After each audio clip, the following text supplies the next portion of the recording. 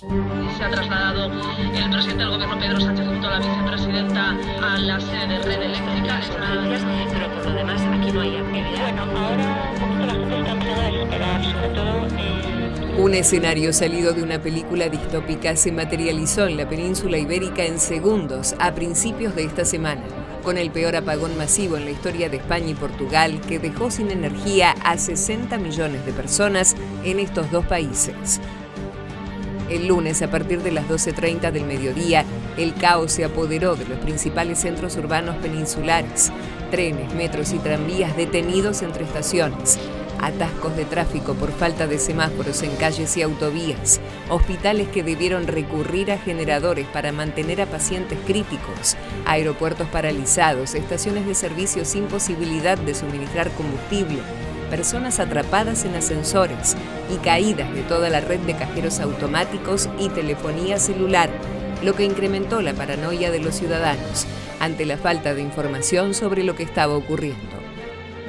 Ha sido pues un caos porque estábamos allí desde ayer a las 6 de la tarde. Desde las 6 de la tarde que llegamos con tiempo, ya una hora en un autobús hasta llegar a la estación de Chamartí. Y luego allí era un caos porque no te sabían decir nada, no había luz, no había cobertura, no podías hablar con tus familiares. La gente en el suelo, personas mayores con sillas de ruedas, con muletas, bebés. La incertidumbre generalizada fue terreno fértil para la desinformación y circulación de todo tipo de teorías y rumores, desde un ciberataque hasta el inicio de la Tercera Guerra Mundial, un temor que a partir de la guerra en Ucrania está muy presente en Europa. What happened in Spain, in Portugal and partly in France shows that we need to be prepared. And it's not about alarming our people. It's not about war. It's about all kinds of hazards. And it's about to be prepared. On the contrary, it's about to be reassured, to have peace of mind that we will have everything we need for 72 hours. En muchas regiones de España se declaró el estado de emergencia y 30.000 policías fueron desplegados preventivamente para mantener la seguridad y evitar un caos mayor. Hemos ido a comprar una radio porque los móviles no... Tenemos miedo a quedarnos sin batería, claro. Y entonces para enterarnos, pues bueno, hemos comprado la radio y aquí estamos pendientes de lo que digan. Hemos tenido que cerrar el negocio, damos comidas, imposible dar comidas. Las autoridades, por su parte, no lograron despejar las dudas de los ciudadanos sobre los motivos del apagón y, aunque no descartaron ninguna hipótesis, tampoco aportaron hasta ahora información precisa sobre lo ocurrido. ¿Qué ha provocado esta desaparición súbita del suministro? Es algo que los especialistas aún no han podido determinar, pero lo harán. Y las instituciones del Estado competentes y todos los operadores privados están trabajando de forma coordinada para comprender qué ha pasado, qué ha sucedido. Se están analizando todas las causas potenciales, insisto nuevamente, sin descartar ninguna hipótesis, ninguna posibilidad. Lo cierto es que en 5 segundos desaparecieron súbitamente del sistema eléctrico 15 gigawatts, equivalentes al 60% de la capacidad de generación de energía de toda España, provocando el colapso de toda la red. España y Portugal quedaron desconectadas del área sincrónica de Europa continental, como se conoce a la red eléctrica integrada europea, una de las mayores del mundo, afectando también al sur de Francia. El gobierno de Portugal afirmó que el incidente se originó en España y arrastró a su país. Una de las causas a las que se atribuye el apagón masivo tiene que ver con variaciones de temperatura que habrían afectado la conducción eléctrica. Otra es la dependencia de la red peninsular, sobre todo la española, de fuentes de energía renovables como la solar. Minutos antes del incidente, la generación eléctrica española provenía en un 60% de energía solar fotovoltaica, un 12% de energía eólica y un 11,6% de energía nuclear. The big challenge is now still understanding what has been the initial problem in the system, and if we understand that, we can certainly address that.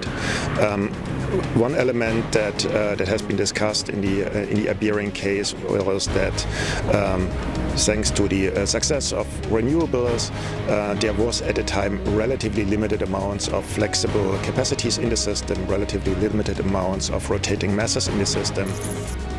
En apagones de esta escala, un riesgo asociado es la sobrecarga del sistema si se intenta reconectar todos sus componentes al mismo tiempo y todo el mundo enciende luces y dispositivos a la vez, lo que conduciría a otro apagón. Por eso el retorno a una relativa normalidad en el suministro tomó más de 23 horas y el proceso contó con la ayuda de Marruecos, que suministró 900 megawatts a través de líneas de alto voltaje que cruzan el estrecho de Gibraltar, y de Francia, que aportó otros 700 megawatts. Aunque la empresa eléctrica española descartó la posibilidad de un ciberataque, la Corte Suprema investigará la posibilidad de un ataque terrorista. Podemos descartar un incidente de ciberseguridad en las instalaciones de Red Eléctrica, en el centro de control de Red Eléctrica. En este sentido, desde ayer pues hemos tenido la colaboración del CNPIC, del CIBE, del CNI y esta mañana pues hemos podido concluir que efectivamente no ha habido ningún tipo de intrusión en los sistemas de control de Red Eléctrica que pudieran haber ocasionado el incidente. El costo del apagón masivo se calcula entre 2.200 y 4.500 millones de euros y en el caso de España la mira está puesta en Pedro Sánchez y su política energética.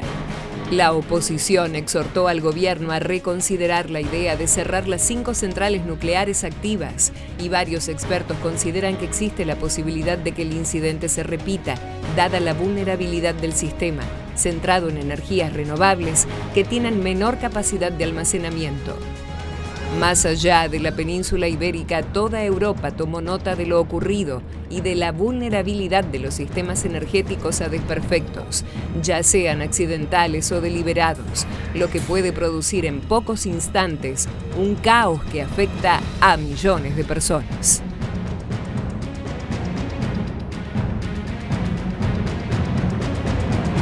Ayer el informe, el apagón de España, las repercusiones políticas, qué pasó en Francia, qué pasó en Portugal. Pero, Leticia, tenemos una placa justamente con el esquema energético de España, que es muy importante para empezar a entender cuál es este esquema energético en España. A ver. Sí, así es, que decíamos que de hecho es uno de los más robustos, ¿no? Claro. El 56% energías renovables. Bueno, nos vamos a la eólica importante, 23.5. Sí, la solar fotovoltaica del 17%. Hidroelectricidad, 13%. Y si vamos a los combustibles fósiles, son el 24%. El 23%, Pablo, es de gas natural. Claro. Bueno, carbón 1.1%. Sí, y la energía nuclear del 20%. Bueno, y hay una cuestión central. ¿Qué es esto, Leticia? Sí, es así.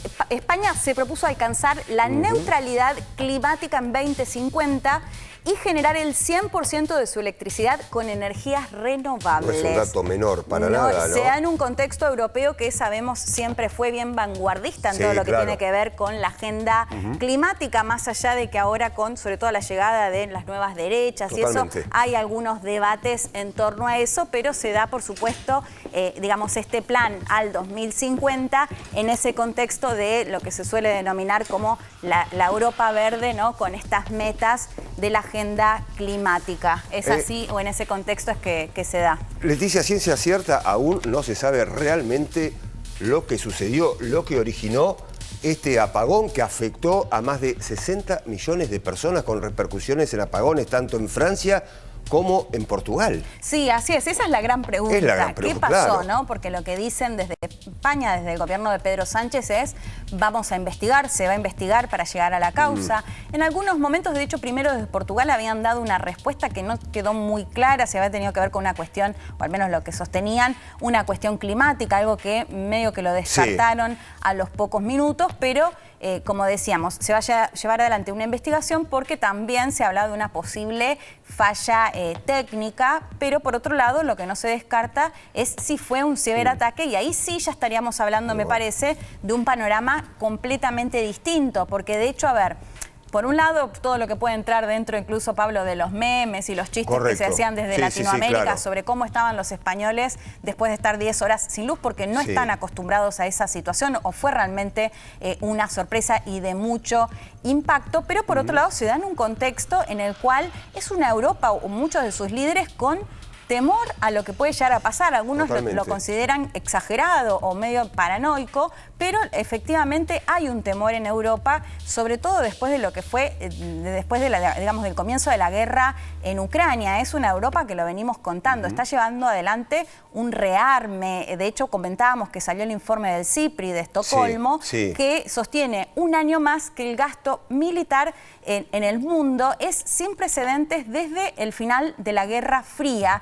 Y la particularidad, justamente, quien encabeza, quien rankea, es Europa en cuanto al incremento que tuvo de un año al otro. Es decir, además tenemos casos puntuales, como puede ser, por ejemplo, Alemania, que incluso llevó adelante una reforma constitucional para aumentar su gasto en defensa. Es decir, son países que se están armando más allá de que no solo armas, sino también capacitaciones, pero que se dan en el contexto de el temor que, como lo decíamos, quizás no a una Rusia que se expanda por el resto de Europa, pero podrían suceder, por ejemplo, una guerra híbrida o el temor a un ciberataque. Ese es el contexto que, de hecho, habíamos contado. Desde la Unión Europea habían informado acerca de un kit para estar preparados en contextos de catástrofes, ¿no? Entonces, me parece que eso no es un dato menor en el que llega, digamos, este apagón, con países que están más militarizados, con mucha desconfianza en los organismos internacionales sobre la posibilidad de resolver estos conflictos, y un dato no menor,